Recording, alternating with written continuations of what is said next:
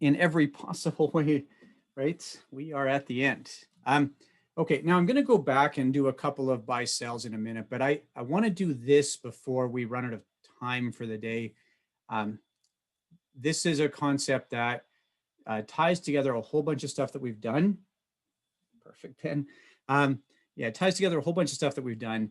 And the buy sell stuff is, I would suggest, far less likely to be tested. Okay. So just in terms of what we're likely to be tested on, I want to get the family trust done. And then we're going to look at the buy sell. Okay. All right. So I'm going to go back to something that we've previously done here. And we're really just going to add a little bit in. And this kind of ties in, Todd, you made a similar comment about something earlier here. So here's what I've got. Right now, got Joe the plumber. Okay. And Joe owns shares. He's got an ACB of nil. We'll give him no ACB for his shares. Should be typical. And then we've got Plumco down here. Okay. And let's say for the sake of argument, Plumco has assets, active assets of $1.1 million. Okay. And passive assets of just 100,000. Okay. And as we often see, Joe comes to you and says, hey, I've got this cash now. I'd like to invest. I want to start using my corporation to invest. Okay. Everybody's with me there?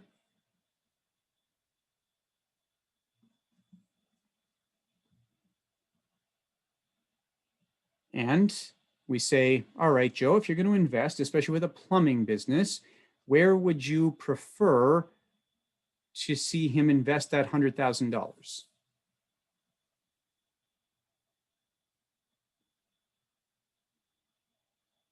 We'd rather have that in Holdco, wouldn't we? Okay. So here's what we're going to do, just what we've seen earlier. And let's say for the sake of argument here, he's got 1,000 shares, just so that we can make this connection. And what are his shares worth then? What's the value of Joe's shares of Plumco?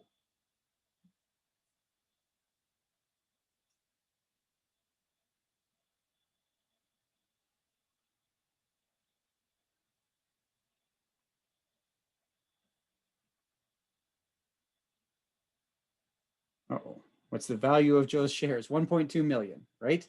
The value of the underlying assets is 1.2 million, so the shares are 1.2 million. Okay.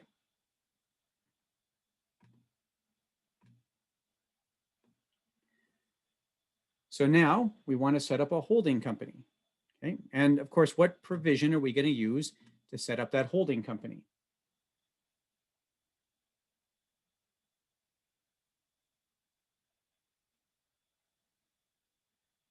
How are we going to do this? If I'm going to move those shares into Holdco, what's the provision within the Income Tax Act that we're going to use this to do this under? This is Section 85, right? So we're going to use Section 85 to get his operating company shares into Holdco. Now, let's say for the sake of argument that we're going to move 900 of these shares. Okay, so we're going to move 900 shares over into Holdco.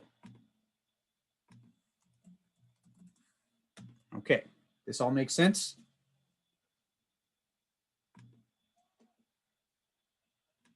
And now Holdco is going to own 900 shares of OpCo, and Joe is going to continue to personally own 100 shares. And then I'm going to have Joe take, for the sake of argument here, and we'll talk about why this is in a few minutes, he's going to take 10,000 preferred shares of Holdco. Okay. And those preferred shares are going to have a value of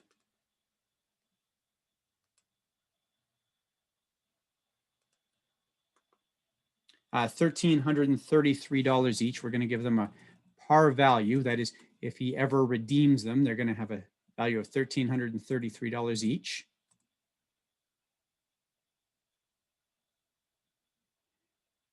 And they're going to be fixed value shares. They're not going to increase in price.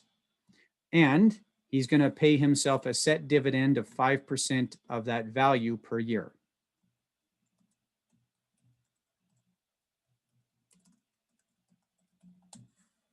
Okay.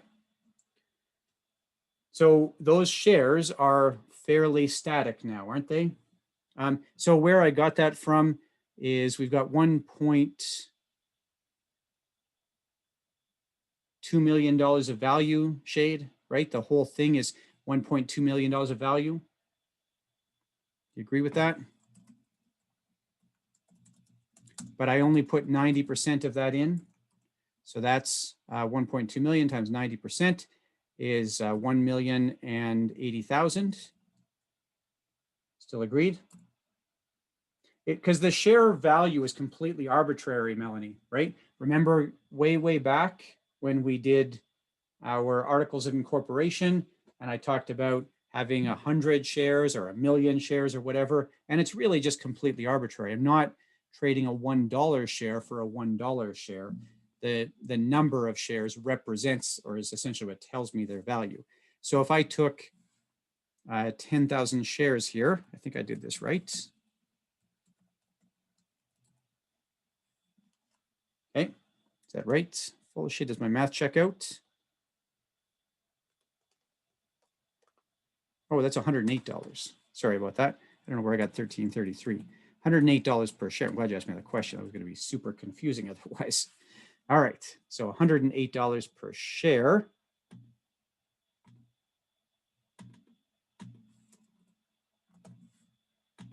Oh,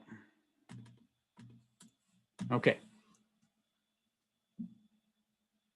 That's what I did wrong, Shade. Yeah, okay. I just missed dividing something in there, didn't I? All right, so, but anyways, I'm 108 now, right? That makes sense?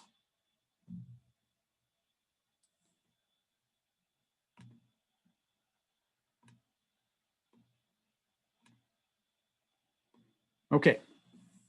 So he's got these shares, and what's going to happen then is he knows that Holdco is going to pay him a stream of income every year.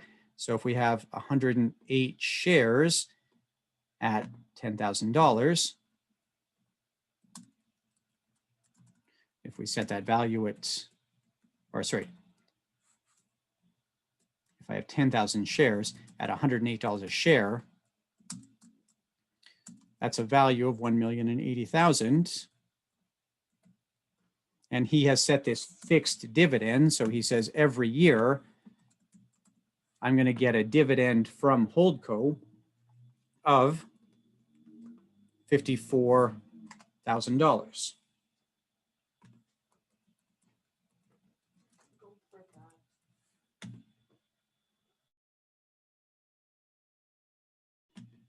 Okay, does that all make sense?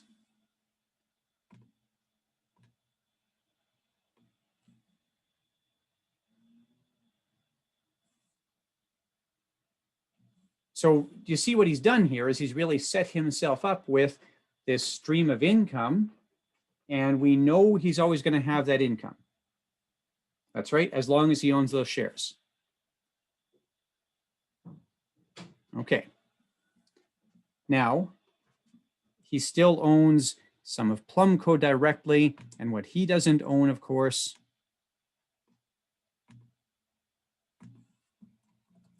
Holdco owns.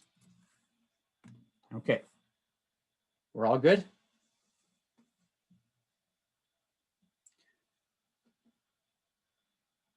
Now, what am I going to do with that $100,000 that was sitting in passive assets or that was sitting in Plumco?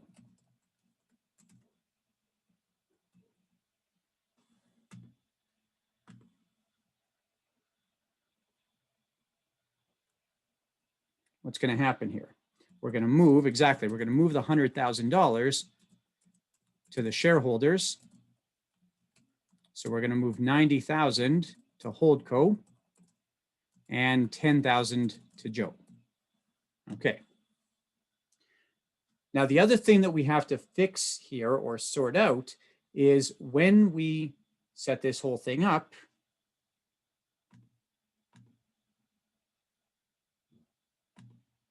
we have to determine our elected transfer price. Because he owns 10% personally, Todd, right? 90% of the shares, 900 shares are owned by Holdco. 10% of the shares are owned by Joe personally. Yeah, okay. So then we have to do our elected transfer price. Okay. And the elected transfer price is going to be somewhere between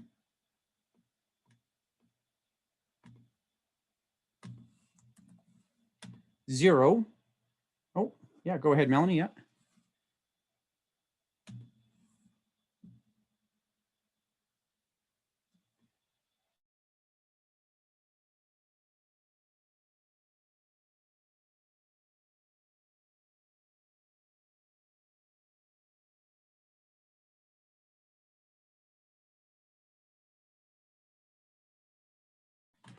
Okay. Yeah, no, I'm fine. Yeah, I was lowering my desk while I was letting you process there. So, okay. So what's the upper limit for my elected transfer price?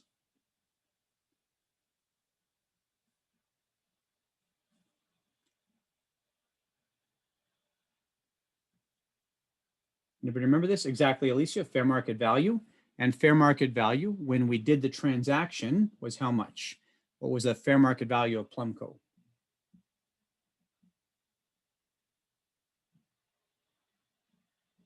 $1.2 million. Okay, so we want to choose an elected transfer price somewhere between 0 and $1.2 million. What's a good elected transfer price to choose here?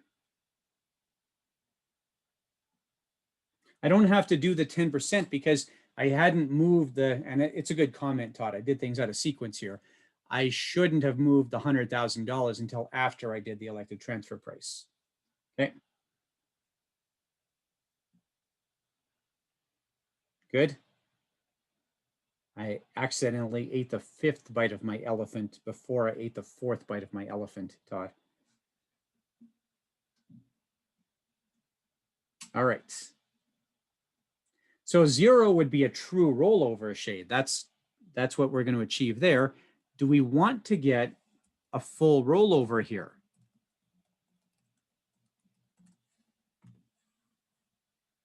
No, what do I want to do? What is Joe likely going to want to do here?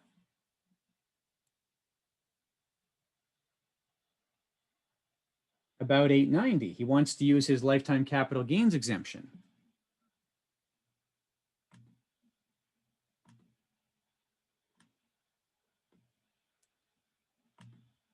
Right? And then he gets to increase his ACB with no real tax consequence. So we're going to trigger about 800. I'll use 883, 334, but yeah, Todd, you're not crazy to suggest 890.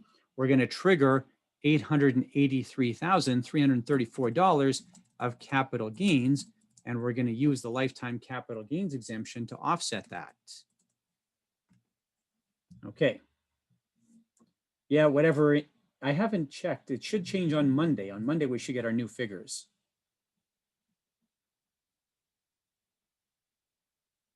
Okay.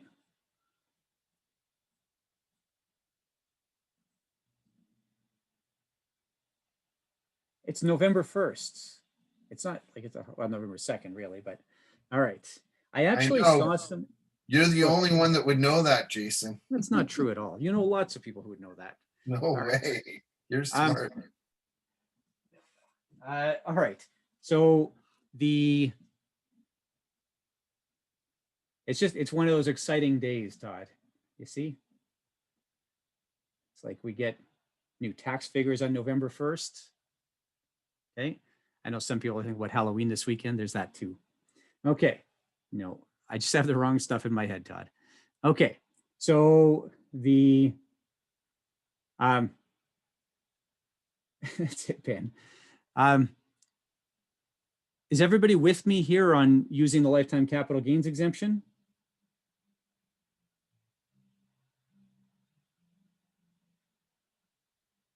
Okay. And now the preferred shares of Holdco are going to have this nice fat ACB, right? So now we're going to have an ACB of $883,334. Okay, right. We've used it, Bev, 100%. And that's actually a good thing because now you've used it when you know it's available. Is it possible, for example, that we could lose the lifetime capital gains exemption altogether over the next couple of years as part of a tax reform package?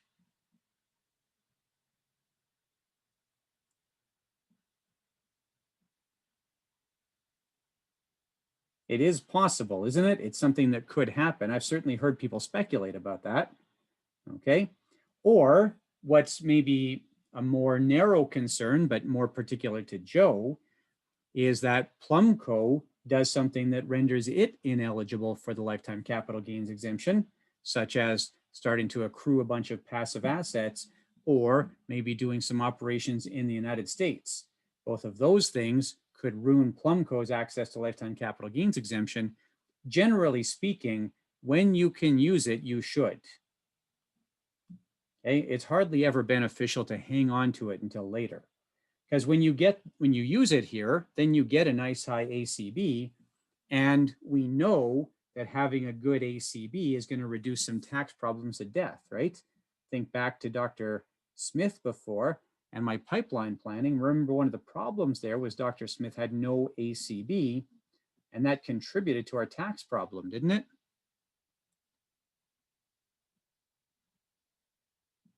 Yeah, today matters, right? So use it today, right?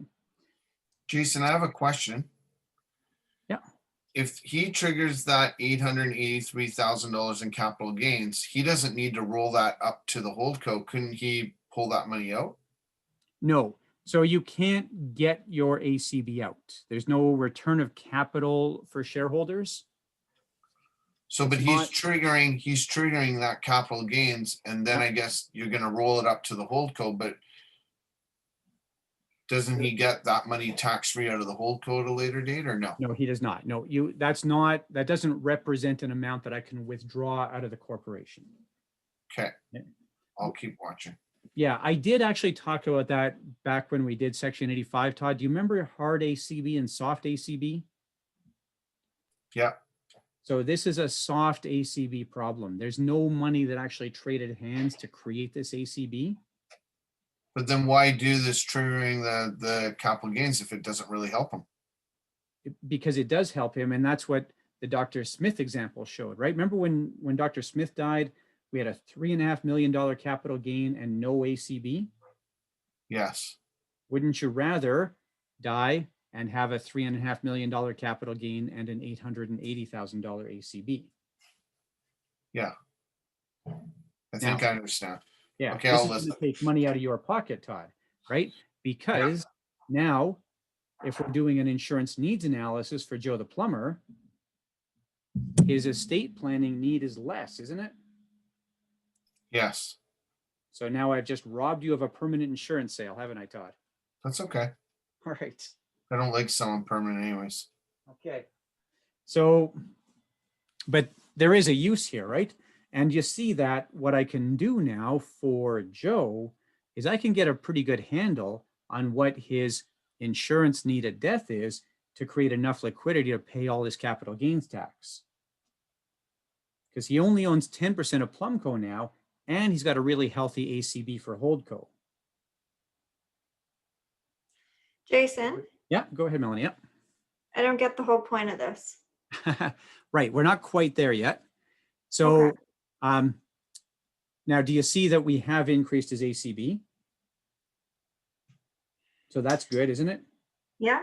Okay, and we've got Holdco set up to hold his investments so that if Plumco has something go wrong, we're more likely to be able to keep those investments, right?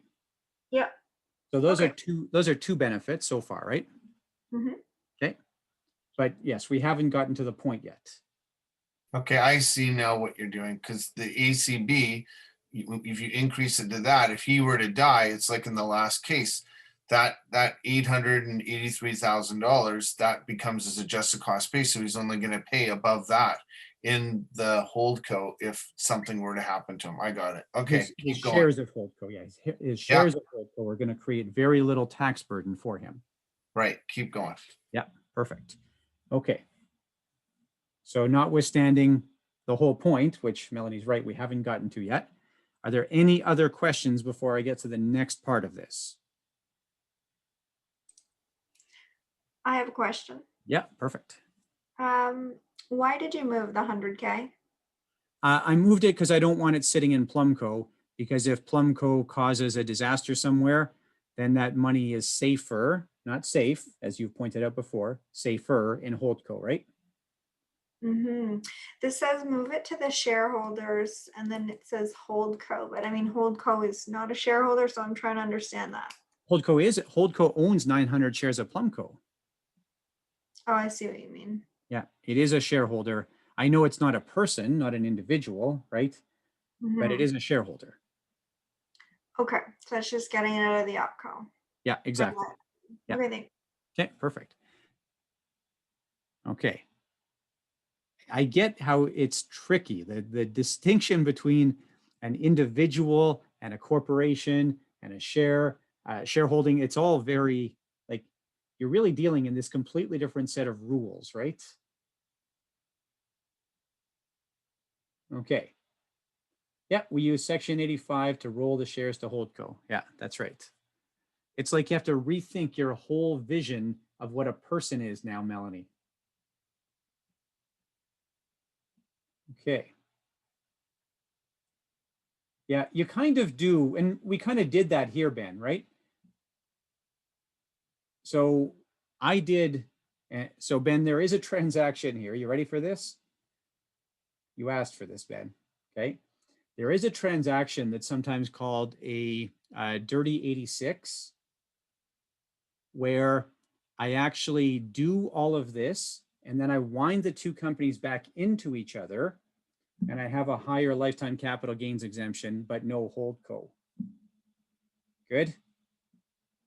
And it's sometimes called a dirty 85 or sometimes a dirty 86.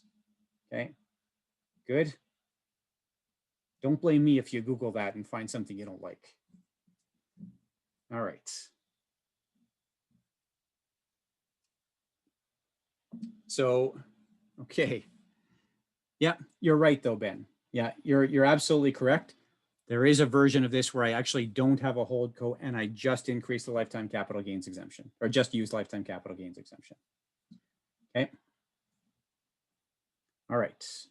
Easy.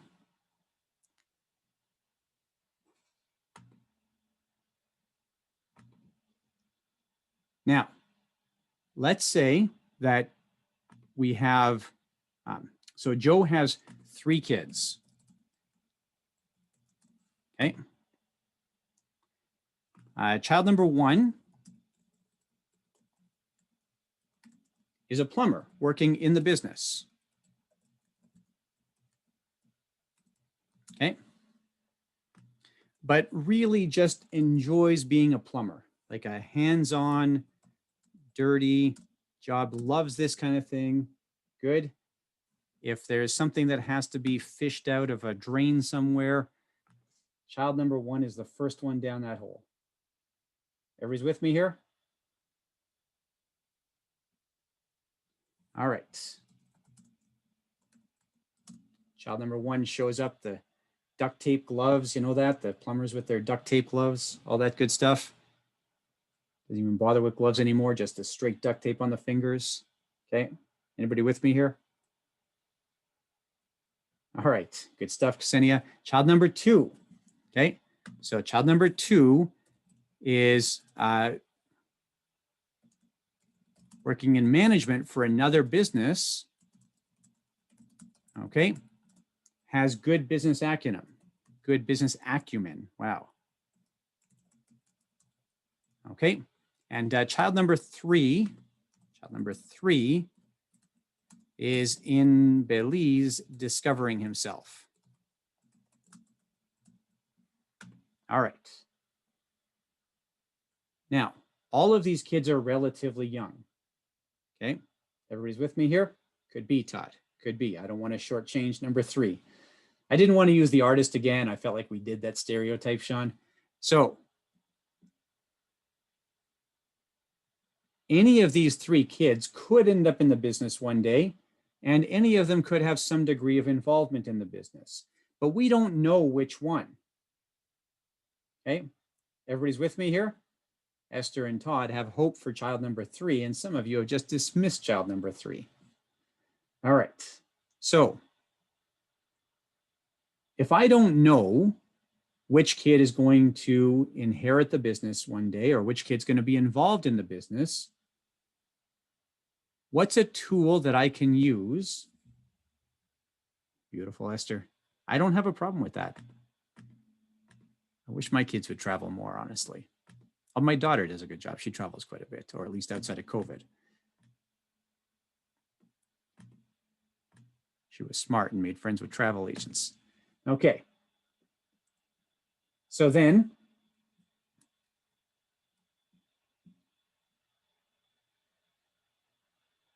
yeah, that's a case, Todd, right? So what was the tool that I showed earlier where I wasn't sure who was going to take over the business later, or I wasn't sure who's going to be involved later? What if I move this block over here? All right, here's what I'm going to do. I'm going to create the Joe Family Trust.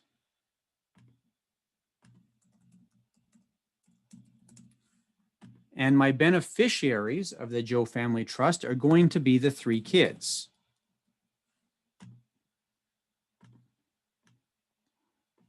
Good?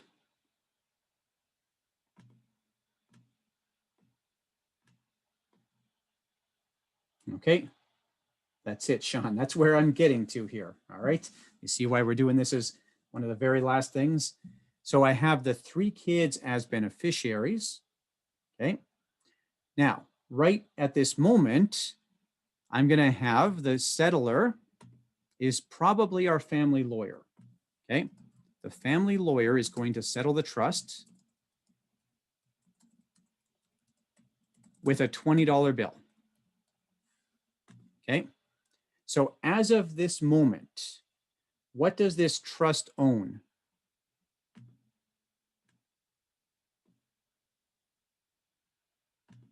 What property is in this trust? If you think it's, I don't have any, I have $20, okay? That's all I have in here right now. I have a $20 bill. That is the sole property of this trust at this moment. Okay.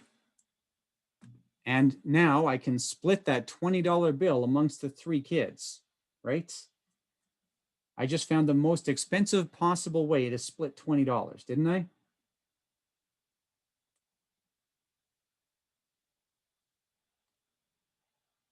Okay, right, tons of trust, Esther, right? So now, here's what I'm gonna do. I'm gonna have a trustee, and this trustee might be Joe. It's not a bad idea for Joe to do this, okay?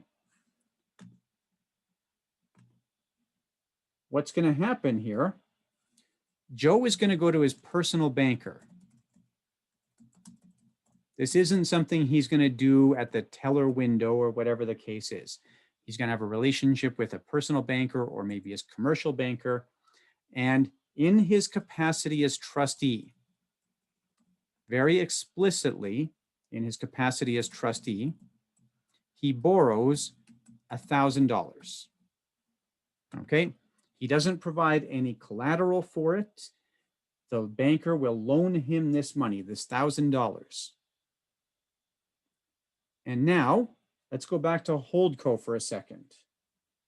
So Holdco is a new company, right? We agree that Holdco is a new company. All right. So when Holdco is incorporated, and again, I'm eating my elephant out of sequence here, but I think you'll see why I did this. I tried to do you a favor by doing this. Because I might not make him the trustee, Joe. It might be Melanie. It might be a lawyer, or it might be Joe and his spouse, or it might be the board of directors of Plumco. There's a bunch of different options there. Okay. Again, as you might not be surprised at, Melanie, there are many ways this can work in practice. Are you sick of hearing that yet?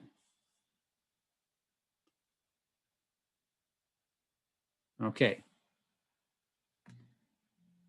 So when we first set up Holdco,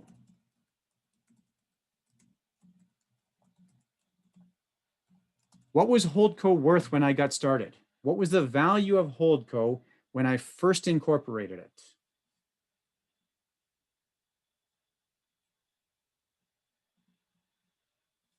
I had to move the shares in to get to the 1.2, didn't I, Todd? Before I moved the shares in, when I literally very first incorporated it, when my lawyer submitted my registration documents with our provincial registry's office. At that moment, what was the value? Yeah, 0, right? It was essentially worthless. Okay. So when we first set up Holdco, it was worthless. That's true, isn't it? Is everybody with me there?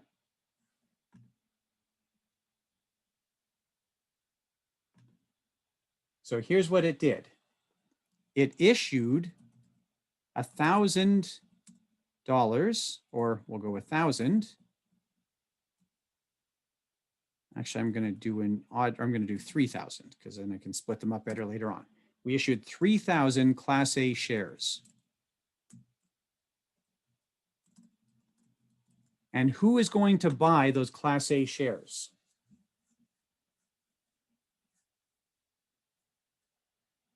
And those are common shares, sorry, to be perfectly clear. These are common shares. So I could have the kids buy them. It's true. What if one of the kids buys the shares and then gets divorced?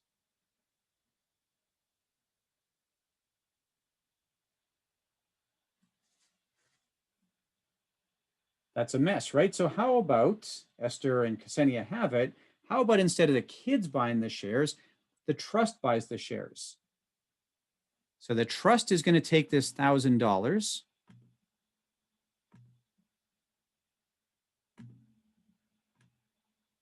and use that $1,000. Yeah, it's great, isn't it?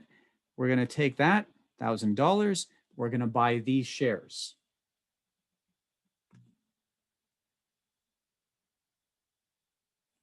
Okay. We're going to take the $1,000 from the trust. We're going to buy the 3,000 new common shares of Holdco. And now the trust is an owner of Holdco. Okay. They're not worth $3,000. I said they're not a buck a share. It's completely arbitrary, right? They're worth 33 cents each. Okay. That's right. Yeah, 3,000 shares, not $3,000 worth of shares. Okay.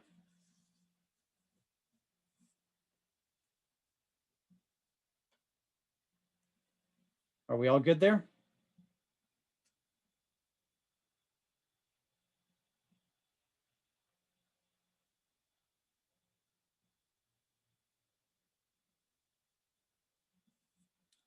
Okay.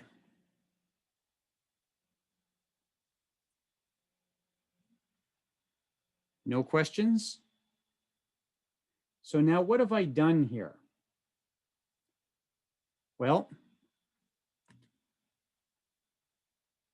let's say that we fast forward 10 years. I'm going to do some erasing here now, okay? I don't know what I'm going to erase, but I got to erase something. All right. So we fast forward 10 years. Oh, I know what I can get rid of. All right. Are we ready for some erasing here?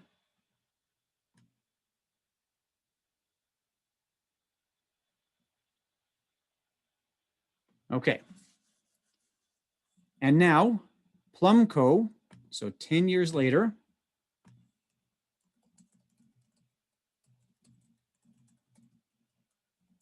I have Plumco with, let's say, $5 million of active assets. That's good. And Holdco with $3 million of active assets. Or sorry, passive assets. Okay. Now, if we look at Plumco, that means 90% of that value is owned by Holdco. Is everybody with me there?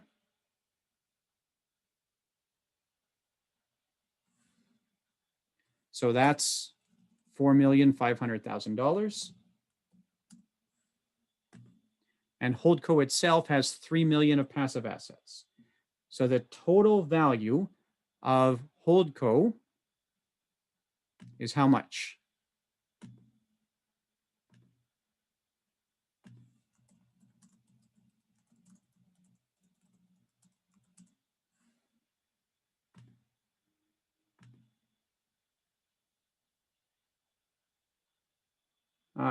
So I'm going to say 7.5, Ksenia, right? 4 million of value in Plumco, 3.5 in Holdco. The total value of Holdco is $7.5 million. Okay, perfect. Yeah. All right. So I've got $7.5 million of value here. What are Joe's shares of Holdco worth?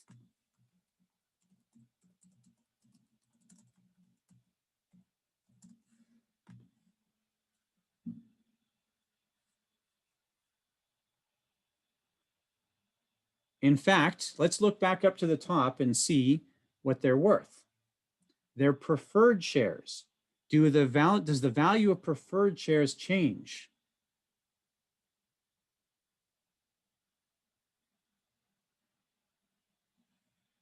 Remember, these shares were issued at a fixed value. Okay. We have 10,000 pref shares at $108 each. The value of those shares is $1.08 million.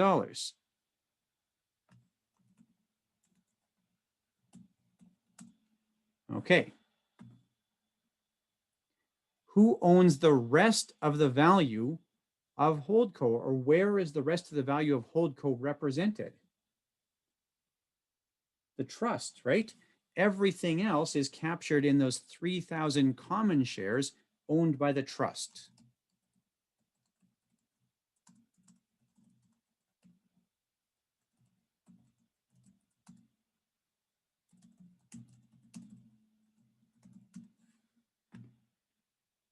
And that gives me $6,420,000, I believe that's correct, of value now that's captured within the trust. Jason, it's almost like he crystallized the business, because if that always stays at 1,080,000 and then any other growth goes to the trust, it's almost like he did like a type of crystallization or something. Yeah, and that's exactly what we would refer to here. He did he crystallized his lifetime capital gains exemption. That's normally the language you would use here.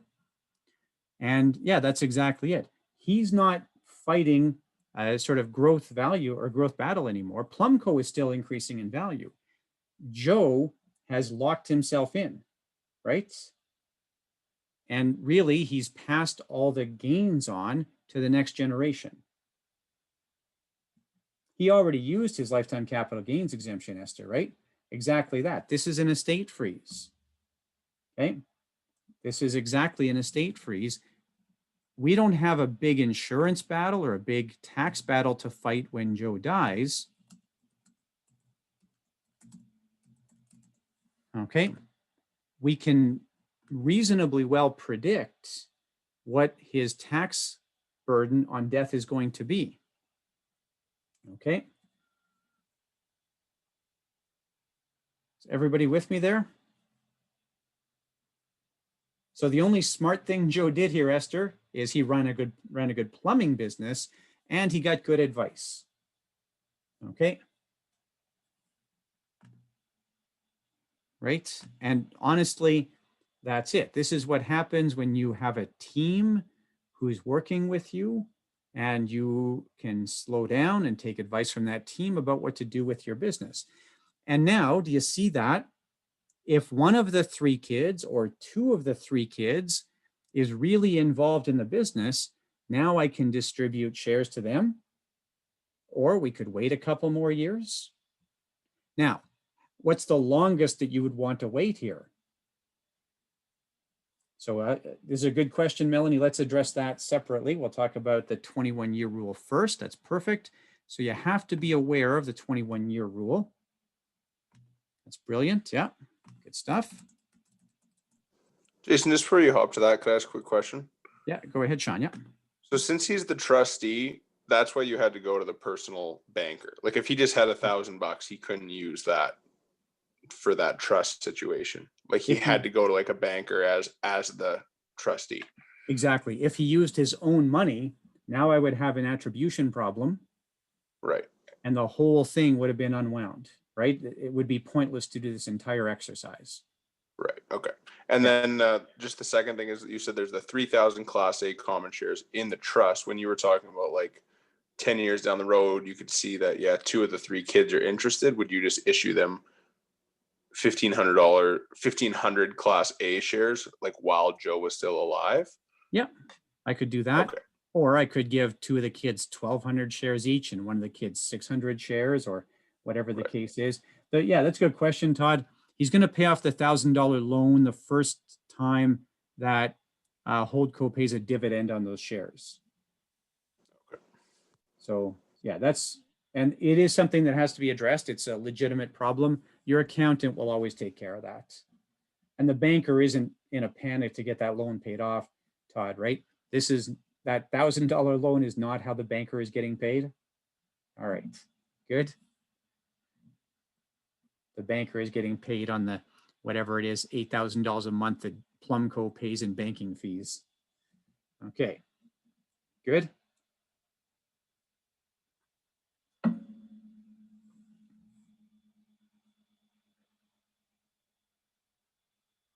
I will answer your question, Melanie. I just want to make, are we good then with how this allows us to both freeze Joe's estate and to bring the kids into the business on an as yet to be determined basis? And now what happens if one of these three kids gets divorced in the interim 10 years?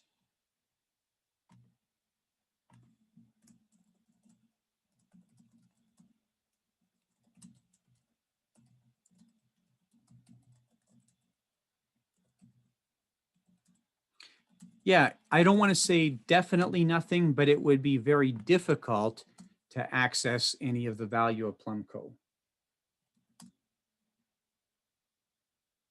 Yeah, you're right, Melanie. You're absolutely right to ask this question. So it's very difficult here to access the value of Plumco. Okay. You're absolutely right, Melanie, and we're going to deal with that right away. It's a good question, and it's something that does have to be addressed. Okay, can I do some more erasing now?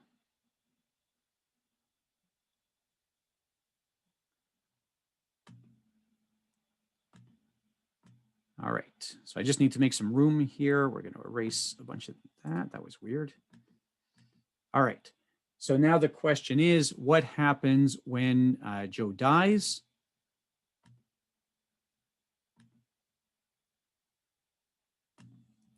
So let's say he dies right here at year 10. Good, just because it gives us a set of values that we already have. So he owns two assets here, right? Or two sets of assets. He has his Holdco shares. And he still has those 100 shares of Plumco. Is that fair? So for his Holdco shares, we have a value of $1,080,000.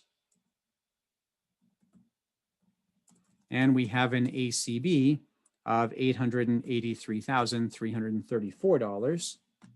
And for his 100 shares of Plumco, we have a fair market value that's 10% of $5 million, right? It's a $5 million business.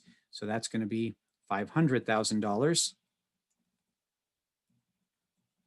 And for those shares, he's going to have no ACB.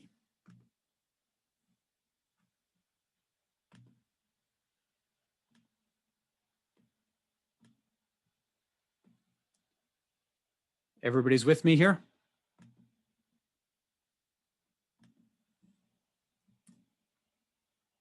So that's going to be, oh, my math is broken here.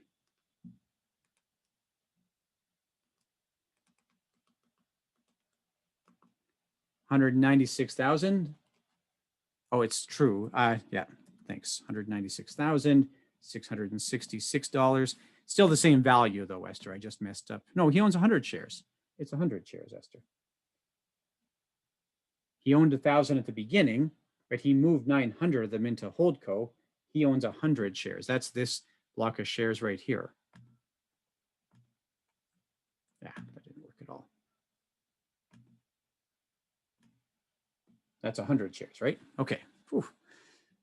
I was fully willing to admit that I made a mistake. All right, which was my mistake. So then we have $500,000, and that gives us our total capital gain of $696,666. And then, of course, we would just apply our inclusion rate of 50%. And yeah, that's right, Todd. That's going to give us a taxable capital gain of $348,333. Everybody's with me here?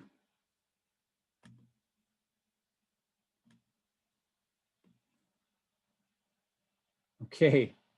It is nice to draw it, isn't it, Grant? I'm a big fan of that, obviously. Okay. That's a small tax burden, isn't it? We just had a fellow die who effectively owns about an $8 million business. And because of good planning, we're able to bring that tax liability down to somewhere around $150,000. It doesn't even seem fair, does it?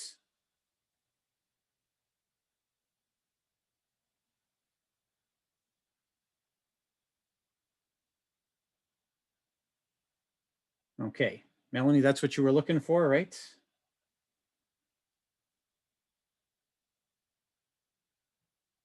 All right. Okay, but really, we had to do a lot of planning to get it there, right? Yeah, go ahead, Melanie. Yeah. Sorry, that's not what I was looking for. I was looking for the trust. At some point, there's going to be tax in the trust. 100%. So, and that's so, and not necessarily, I shouldn't say on the trust. At some, most likely what's going to happen here is at some point the kids are going to pay tax, right? Yeah, so I guess that's what I'm trying to say is it's not like we're just eliminating a tax bill here by creating this trust. We're moving it perhaps to the children maybe, but in terms of like eliminating tax, it's not really what's happening, right? 100%, which is exactly, remember way back in chapter 7 when I introduced the concept of tax planning, and I said, tax planning is about finding the right people to pay the right tax at the right time. Mm-hmm. And that's what we've done here, right? The further down the road you can kick that tax liability, the better it is, right? You get more time value of money that way. Mm-hmm. And Right. yeah, and Ben is right here. Potentially, I can use the 3 kids lifetime capital gains exemptions to help out with the tax liability that you're rightly pointing to, Melanie. Mhm. If, Okay, thanks. yeah, if, for example, the kid, let's say that we're 10 years down the road and the kids all say, no, this is dumb. We hate the plumbing business. We want nothing to do with it. Good. We're happy with you, Dad. You clearly had a good run. This is not our thing. That could happen, right? Yeah, I could have brought the spouses in, Betty. You notice I didn't. I could have. Yeah, I could very well have. So now we're going to distribute the shares of Plumco, or sorry, distribute the shares of the Holdco out of the trust to the kids. Now, using the lifetime capital gains exemption here is going to be a little bit trickier. I'm going to have to do probably some amalgamation here, Ben, or I might have to do what's called a butterfly freeze, which we're not going to look at. But yes, potentially we can use the 3 kids lifetime capital gains exemption. They sell the plumbing company to a bigger plumbing company, and they walk away with some cash on a fairly tax efficient basis. And we didn't have to pay any tax until we actually had a disposition. That's good. Yeah, so Alicia, we could do what's sometimes called a refreeze. Okay, so what could have happened here is at that 10-year mark, Joe could have taken his 100 shares. You're with me here? So Joe's 100 shares are worth $500,000 after 10 years. And let's say that there's an additional $200,000 of lifetime capital gains exemption available, just for the sake of argument. So he could actually refreeze here and use his additional $200,000 of lifetime capital gains exemption. That's actually probably where we would do the dirty 85 that Ben had asked about before.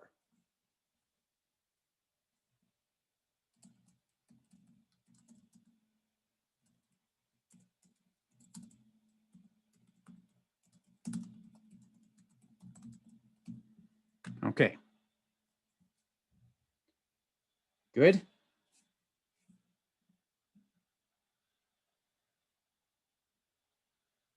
All right.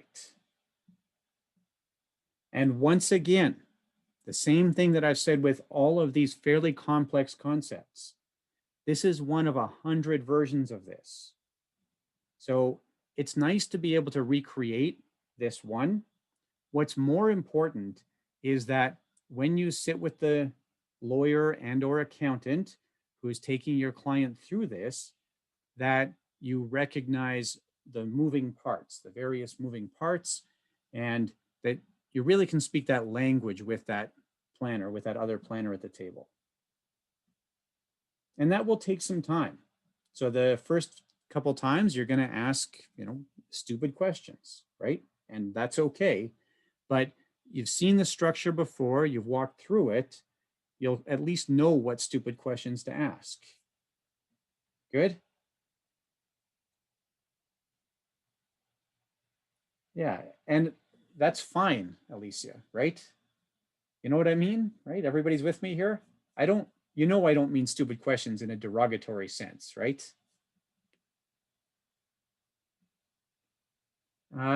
Give me about another 10 minutes, Betty, okay? About another 10 minutes.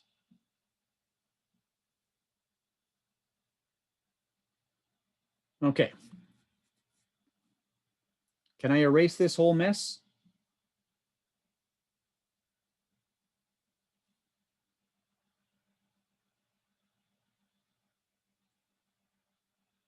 All right, perfect. Nice, Grant. Uh-oh. Not the answer I was hoping for, Grant. Okay. So the last thing that I want to just spend a couple minutes on today is family business succession. And this is what I find is very typical. And this kind of ties into my running into my buddy on the airplane scenario before. Okay. So we've got somebody who runs a business. Again, it might be Joe the plumber. Okay. And Joe the plumber, and these are some things to think about, is running a business that he enjoys. Okay. Working with people that he likes. He's making good money at it. Okay, everybody's with me here?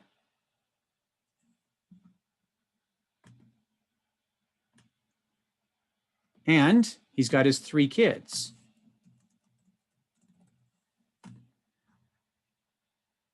Now, what does Joe assume about the 3 kids with respect to his business?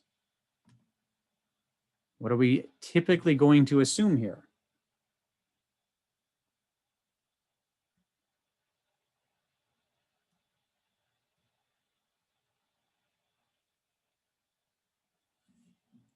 That's it. That's the assumption, isn't it, Lisa? So we assume that they want to do the same thing he did. Why wouldn't you want to step right into this successful business and do this thing that Joe had fun at every single day? Okay. And if they do want it, and I think we all recognize this may not be the case, but if they do want the business, they want to run it the same way he did.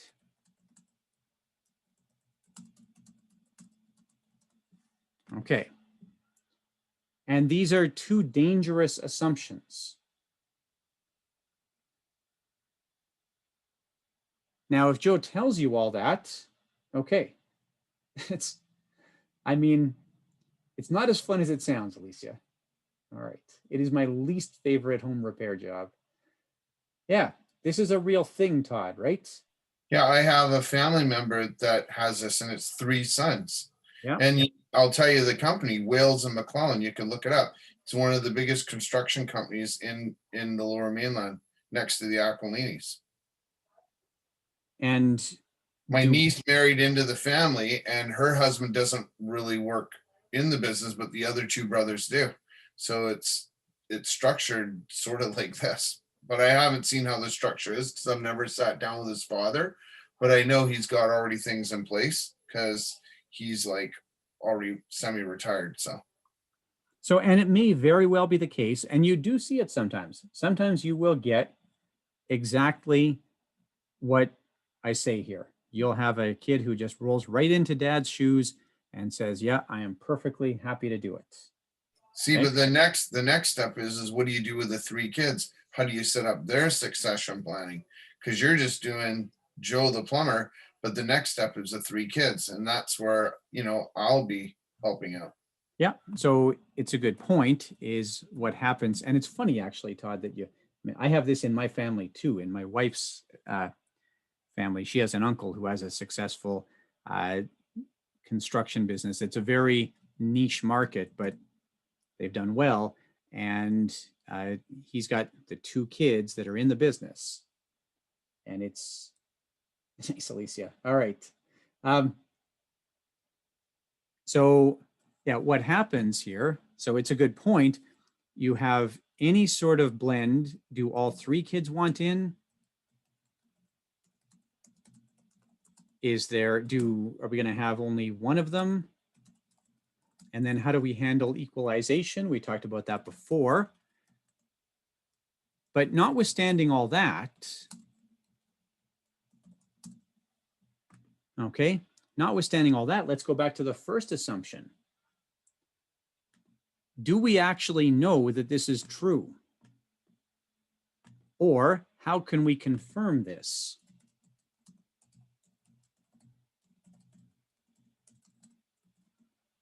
Do we have to shake this up a little bit?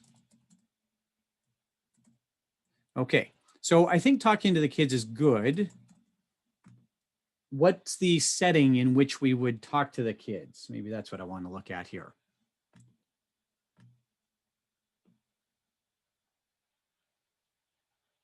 Yeah, so Bev, this is my absolute favorite estate planning tool, okay? More so than wills or powers of attorney or whatever the case is. I believe this is something that every family with any kind of assets needs to do on at least a somewhat regular basis. Yeah, exactly, Ben. That's Tom Dean's, right? And actually, Ben, if you listen to the most recent episode, you'll hear my friend Dave Sinclair on there. I actually introduced Dave and Jason to do that episode, and they talk about a slightly different version of that, but some similar questions. And this is where we see, and it's good, isn't it, Ben, that Tom Dean's episode? I think it's well worth listening to, the family meeting here. And Tom Dean's is the guy for this. So if you're ever going to do one of these, okay, you just Google Tom Dean's. He's got resources right on his website. Okay. It is big when it's hundreds of millions of dollars, which sounds like the case you're talking about, Todd. But even when it's a $3 million business or even a $300,000 business, somebody mentioned it before, that's your blood, sweat, and tears. I think that was actually you. That's your blood, sweat, and tears. If it's your business, that's, I think, more important than even what the value is. Okay. You'll get through it, Ben. It's all good. Okay. But then Moshe Malevsky's on this week's Rational Reminder. Oh, it's too much. Okay. That's fair. Has anybody actually done a family meeting like this? Bev, have you done this? I like it, Grant. Yeah. And how does it go? Do you find that they work? Oh, nice, Grant. I like it. Yeah, good stuff, Todd. I think depending on what you're looking at here, sometimes you might facilitate the meeting. I'm a big fan of actually having an outside facilitator come in, a professional facilitator, to do these things. But it has to be enough value to make that worthwhile. But if you work with the family office type operations, you'll see that that's how they do these. They will have somebody who deliberately sets an agenda. Oh, that's awesome, Bev. I like that so much. Is that all from the same family, Bev, or was that like 3 or 4 different? Oh, that's awesome. Yeah, very impressive. Okay, I bet you that's a very fruitful event, and you probably still sort of see the results of that, right? Yeah, if you can pull off something like that, I find it really does pay dividends forever and ever. Okay. Yeah. And even if they don't, Todd, the ones that don't, because you'll get that sometimes, people that stick with their old advisor, but they'll talk about that experience and they'll become, even if they don't become clients, they become referrers from it, something like that. Okay.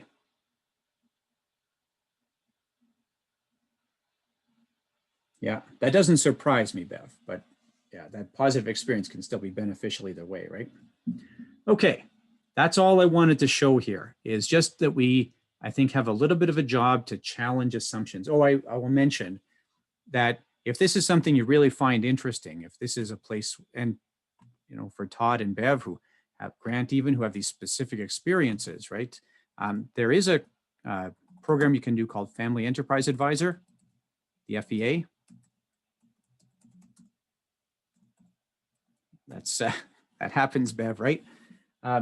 This is a big program. FEA is pretty intense, but the results of it really position you to have great conversations with clients. And actually, you have to do that as part of the work. You have to have one client where you work with them, like what Bev was just talking about. Okay. Perfect. That's it. That's the whole course. So I think the thing with the course, Jason, I was going to say, it gives us more confidence to work with bigger clients because it scares me. yeah. And I hear that all the time, Todd. It's very normal that a year or two after we finish up, I'll run into a former student and they'll say, yeah, in the year after, I did find that I was able to talk with with clients about more challenging scenarios. It introduced me to things that I wouldn't have previously talked about. That's what I typically hear. Okay. Yeah, we're all past that point, Sean. No bringing the kids in at BCC now. Okay. Yeah, I really enjoy advanced curriculum. I always find advanced curriculum is so much fun and really a great class. I had great questions and lots of good scenarios to go through, which makes a huge difference. Nice. I like it, Grant. It is kind of bittersweet, isn't it? We'll see some of you in exam prep. So there's a bunch, Ben. So this goes further into advanced stuff, but CLU. So CLU is often sort of the next step for some people, right? It's very estate focused. Jason, do you do CLU?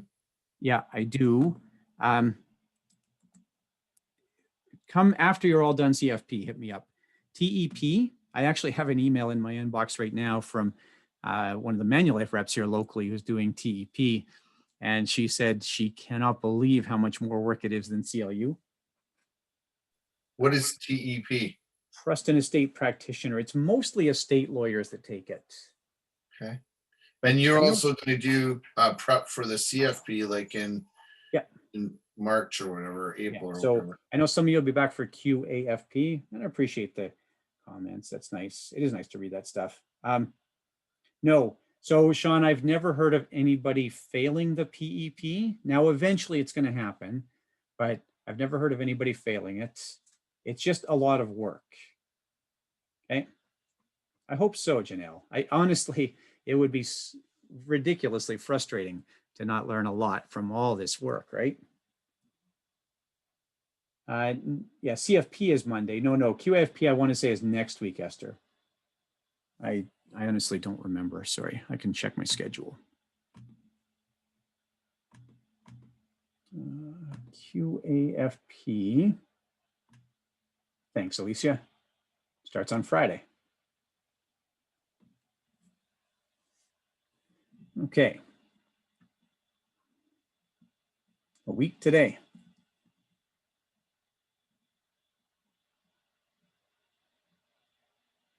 I'll get back out to New Brunswick eventually, Grant. Yeah, I assume that doesn't just apply to the other students. I hopefully will get out there to see you. All right. And then CFP prep in April. Yeah, that's it, Sean. Okay.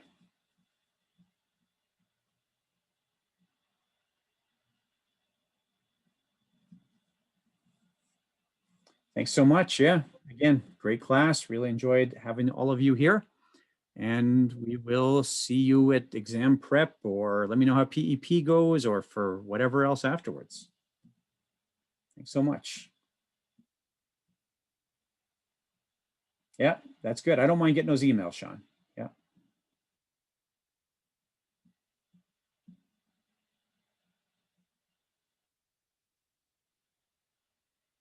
See you later, Jason. Thanks so much, Todd. Say bye to Kim for us too. Yeah, I will. I'm on the other phone, so I couldn't say goodbye. But anyways, I'll see you in the prep. Yeah, it's good. Thanks. Yeah. Take care. Bye, guys. Thanks again. Thanks, Melanie. We'll get out to Ottawa sometime too, right? Yeah, that'd be great. Yeah. All right. I should have been in Ottawa in May, but that got shut down.